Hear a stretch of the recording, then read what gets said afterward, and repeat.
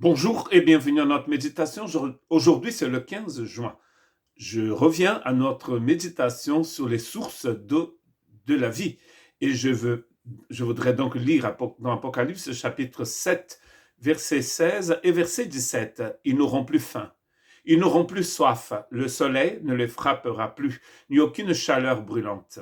En effet, l'agneau qui est au milieu du trône prendra soin d'eux et les conduira aux sources des eaux de la vie, et Dieu essuiera toute larme de leurs yeux. Ce texte d'Apocalypse 7 vient d'Ésaïe 49, verset 10. Ils n'auront plus faim, ils n'auront plus soif. La chaleur brûlante et le soleil ne frapperont plus. En effet, celui qui a compassion d'eux sera leur guide et les conduira vers les sources d'eau. Nous sommes en train de voir que ce texte d'Ésaïe, donc cité dans Apocalypse chapitre 7, nous parle de cette source de vive. Et nous avons vu pendant plusieurs jours que aujourd'hui nous avons bu de cette eau. Le texte n'est pas seulement un texte qui devait être appliqué pour le moment où nous ne serons plus sur cette planète, car tous ceux qui ont bu du Christ ont bu de l'eau, des sources d'eau vive, et ils ont bu de la vie éternelle. Jésus lui-même nous avait promis de nous donner cette eau. Il a promis cela à ses disciples en parlant de l'Esprit Saint qu'il allait envoyer, nous explique Jean, dans Jean chapitre 7. Donc, quand nous avons reçu le Saint-Esprit, et toute personne qui appartient au Christ a le Saint-Esprit, ceux qui n'ont pas le Saint-Esprit, c'est parce qu'ils n'appartiennent pas au Seigneur, car c'est lui qui est à Christ, nous dit Romains chapitre 8, verset 9, celui qui n'a pas le Saint-Esprit n'appartient pas au Christ. Et c'est le Saint-Esprit qui atteste dans notre cœur, nous dit Romains chapitre 8 toujours, que nous sommes enfants de Dieu. Il n'y a pas de nouvelle naissance sans le Saint-Esprit. Aujourd'hui, je voudrais lire avec vous un texte tout à fait intéressant, exotique, je dirais même de Cantique de Cantique, dans le chapitre 4, versets 9 à 15.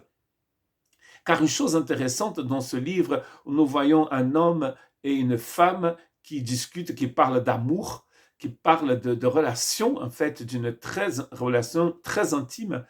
Et certains vont dire que, bien sûr, au départ, on voit bien que c'est Salomon et sa bien-aimée, mais vu le contexte de l'Ancien Testament, on peut comprendre que ce texte parle du Seigneur et de son peuple aussi, car dans l'Ancien Testament, le peuple du Seigneur est vu comme cette épouse fidèle.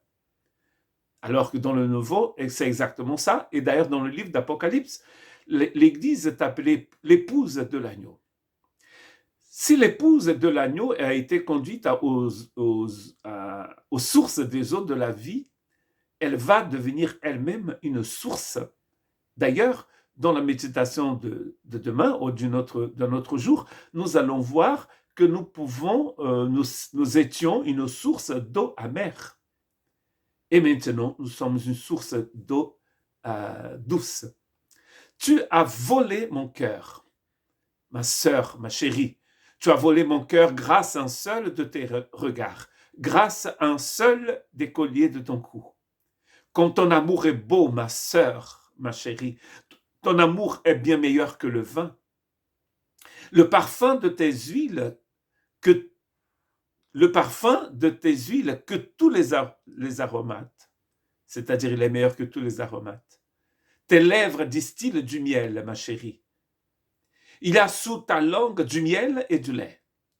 Tu es un jardin privé, ma sœur, ma chérie, une fontaine fermée, une source réservée.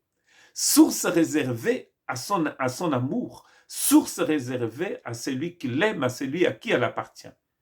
L'Église est une source réservée à celui qui vit et qui règne pour les siècles des siècles. Et elle est pour lui seule. Elle est cette épouse du livre d'Apocalypse qui est une épouse fidèle, à l'opposé de l'autre épouse que elle est infidèle. D'ailleurs, Jésus est appelé dans le livre d'Apocalypse l'époux fidèle, ou le Seigneur fidèle. Tes pousses sont un jardin de grenadiers, aux fruits les meilleurs.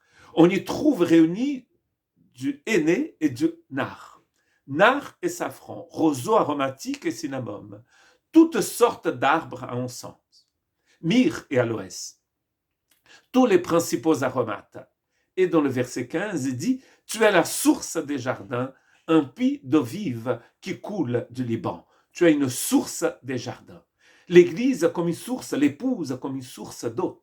C'est sûr que cela est vraiment très biblique et très évangélique, car Jésus, dans le chapitre 7 de Romains, comme nous avons, 7 de Jean, comme nous avons, comme en disant au début de cette méditation, il dit, des fleuves d'eau vive couleront de votre intérieur.